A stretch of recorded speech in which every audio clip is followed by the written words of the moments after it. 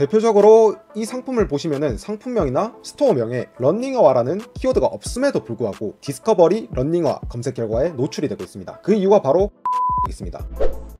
안녕하세요, 앵커놈입니다.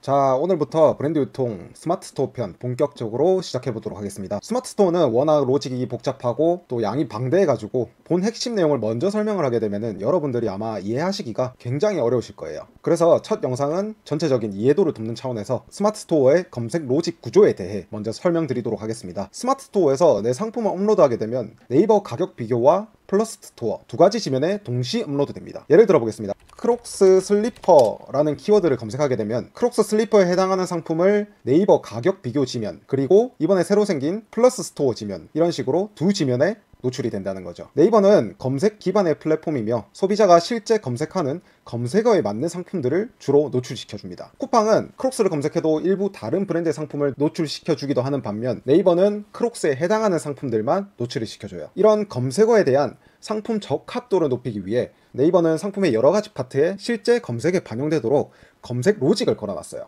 가장 대표적인 파트가 첫 번째로 상품명입니다. 실제 소비자가 검색할 만한 검색어, 즉 키워드를 상품명에 기재를 해주는 거죠. 각각의 키워드는 읽는 순서랑 관계없이 모두 노출시켜주기도 합니다. 그 뜻이 뭐냐면요, 예시로 판매자의 상품을 보시면 크록스 슬리퍼, 쪼리, 남자, 여성, 키높이, 통굽, 플랫폼 이런 식으로 상품명이 구성되어 있지만 크록스 쪼리, 여성 크록스, 키높이 슬리퍼 이런 식으로 검색을 해도 검색 노출을 시켜준다는 얘기입니다. 그래서 상품명에 들어가는 각각의 키워드도 아주 신중하게 선택을 하셔야 합니다. 각각의 키워드가 네이버 안에서 노출이 된다는 것, 즉 이 키워드들이 여러가지의 마케팅 채널이라고 이해를 하시면 됩니다. 그렇기 때문에 같은 상품이다 하더라도 키워드마다 모두 검색량이나 판매 상품 수가 모두 다릅니다. 어떤 대형 판매자는 월 검색량이 높고 판매 상품이 많은 경쟁률이 높은 키워드를 사용하고 있는 반면 어떤 판매자는 검색량이 낮더라도 조금은 경쟁이 적은 키워드를 사용하기도 합니다. 보통은 상품명 키워드를 구성하실 때 참고하는 사이트가 대표적으로 판다랭크 사이트입니다. 판다랭크는 소비자들이 특정 제품을 찾기 위해 실제로 검색하는 키워드를 분석할 수 있게 도와주는 데이터 분석 서비스입니다. 예시 키워드로 방금 전 찾았던 키워드 크록스 슬리퍼를 검색해 보겠습니다. 크록스 슬리퍼에 대한 월 검색량은 94,300이고 이 키워드를 사용하고 있는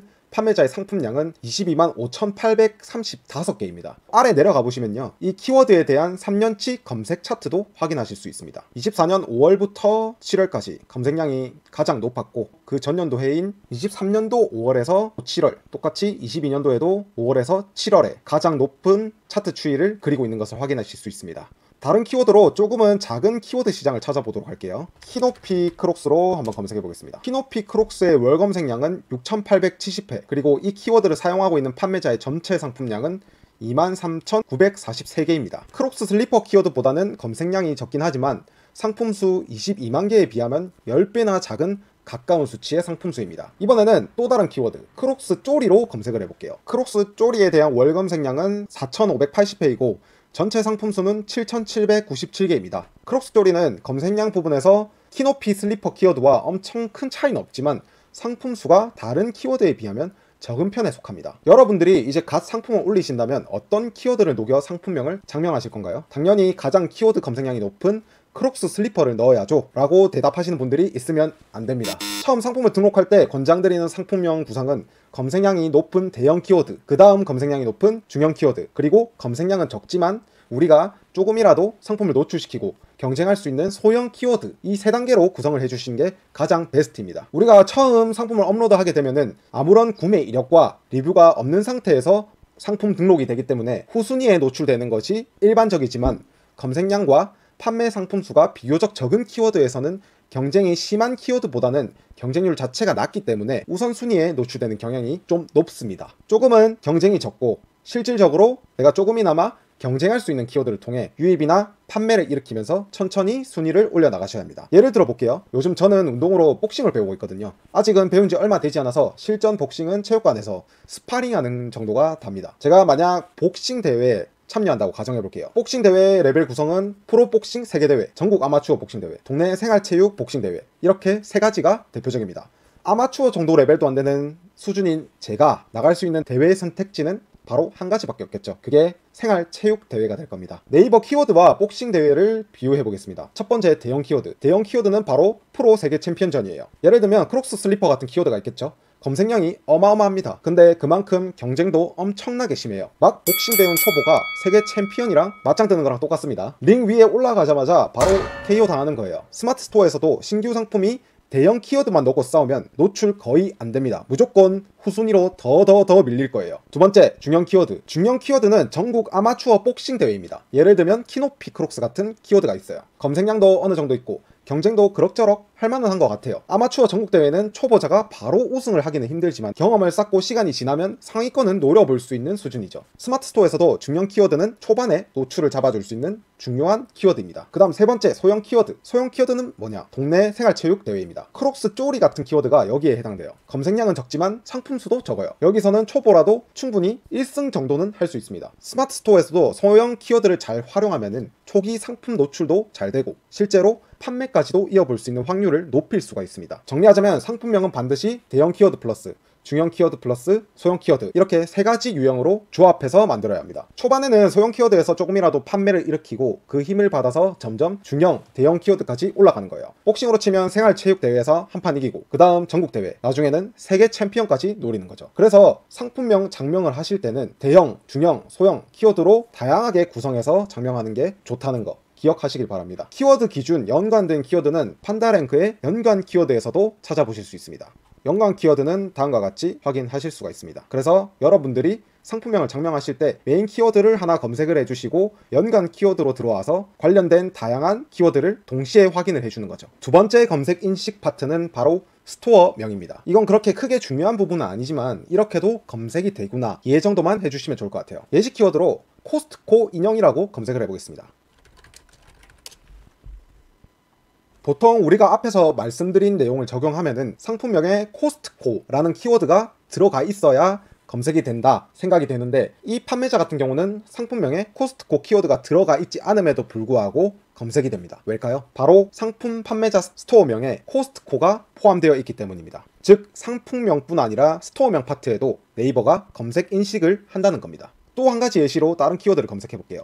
브랜드 신발이라고 검색해 보겠습니다. 여기서도 똑같이 마찬가지로 이 세 가지 상품은 상품명에 브랜드라는 키워드가 없지만 스토어명에 브랜드라는 키워드가 포함되어 있기 때문에 검색에 반영되는 거죠. 이걸 이용할 수 있다면 상표권에 문제되지 않는 선에서 앵콘의 런닝화, 앵콘의 발편한 운동화, 앵코의 가벼운 운동화, 이런 식으로도 장명할 수 있겠죠. 앵코노미님, 그럼 저 스토어명 정했어요. 나중에 나이키 런닝화를 주로 판매할 거니까 구독자의 런닝화 이런 식으로 지어도 될까요? 참고로 이거는 검색 파트의 일부이지 무조건 필수적인 것은 절대 아닙니다. 아까 말씀드렸다시피 마케팅 채널을 하나 더 늘려주는 개념이라고 생각해 주시면 되겠습니다. 세 번째 검색 파트는 카테고리와 상품 주요 정보입니다. 예시로 디스커버리 런닝화를 검색해 보겠습니다.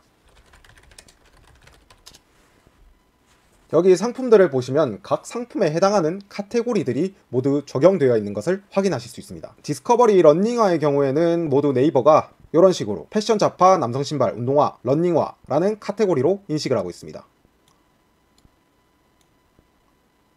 대표적으로 이 상품을 보시면은 상품명이나 스토어명에 런닝화라는 키워드가 없음에도 불구하고 디스커버리 런닝화 검색 결과에 노출이 되고 있습니다. 그 이유가 바로 카테고리에 있습니다. 이 상품의 카테고리가 런닝화로 등록되어 있기 때문에 이 카테고리에 있는 키워드까지 네이버가 로직을 만들어주는 거죠. 마찬가지로 카테고리 바로 아래에 있는 상품 주요 정보들도 네이버 검색 로직에 반영이 됩니다. 이 제품을 보시면은 주요 소재, 굽 높이, 발목 높이 등등 여러가지 상품에 맞는 주요 정보들이 기입되어 있습니다. 이 중에서도 로우 탑이라는 키워드가 눈에 띄네요. 그럼 주요 정보들도 검색 로직에 반영이 되니까 디스커버리 로우 탑이라고 검색을 해도 검색이 되겠죠. 한번 확인해 볼게요. 디스커버리 로우 탑, 디스커버리 로우 탑으로 검색을 했습니다. 짠! 말씀드린 것처럼 상품의 주요 정보도 네이버가 여러가지 키워드들과 조합을 해서 검색 결과에 노출시켜주고 있는 것을 확인하실 수가 있습니다. 마지막 검색 파트는 바로 태그입니다. 상품 등록 시에 상품명 외 추가로 쿠팡의 검색어 태그처럼 네이버에도 검색어 태그가 있습니다. 상품명에 넣지 못한 키워드들을 넣어줌으로써 추가적인 노출을 만들어낼 수 있는 거죠. 예시 키워드로 학교 실내화 한번 검색해 보겠습니다. 여기서 다른 상품들은 상품명에 학교라는 키워드 또는 실내화라는 키워드 또는 학교 실내화, 이 키워드들이 모두 포함이 되어 있지만 이 상품은 상품명뿐 아니라 스토어명, 카테고리, 주요 상품 정보에도 학교 키워드는 찾아볼 수가 없습니다. 그럼 이 상품은 태그에 의해 검색된 거라고 보시면 됩니다. 네이버는 상품을 들어가서 가장 아래에 내려가 보시면은 상품의 검색 태그를 확인하실 수 있습니다. 자, 한번 들어가 볼게요. 들어와서 쭉 내려가시면은 여기에 이 상품에 등록된 관련 태그들을 확인하실 수가 있는데, 예상에 맞게 여기에 학교 실내화라는 검색 태그를 이 판매자가 직접 상품을 등록할 때 사용을 했기 때문에 노출이 되는 거죠. 참고로 네이버의 태그는 아쉽게도 이 키워드만 넣는다고 해서 전체적으로 검색에 반영되는 것은 절대 아닙니다. 검색이 되는 태그가 있고 안 되는 태그가 있는 거죠. 이 부분은 실제 태그의 키워드를 검색해 보면서 검색 반영이 되는 태그인지 아닌지를 구분을 하셔야 합니다. 태그는 최대 10개까지 기입을 하실 수가 있는데 생각보다 검색에 반영이 되지 않는 태그가 대부분입니다. 그렇다고 해서 태그가 상품 순위를 크게 좌우하는 파트는 아니니까 꼭 검색되는 태그들을 다 채우지 못하시더라도 괜찮습니다. 자, 오늘은 스마트 스토어를 시작하는 초보분들이 기본적으로 검색되는 네이버 로직에 대해 이해할 수 있도록 영상을 찍어봤습니다. 사실 스마트 스토어는 워낙 복잡해서 유료 강의에서도 이런 기본적인 것조차 안 알려주는 강의가 굉장히 많아요. 큰 내용은 아니지만 맛보기로 스마트 스토어는 이렇게 검색되는구나 정도만 이해해 주시면 좋겠습니다. 다음 영상은요, 더 쩌는 걸로 가져왔으니까 무조건 구독받고 정주행 해보시길 바랍니다. 오늘 영상 시청해 주셔서 감사합니다.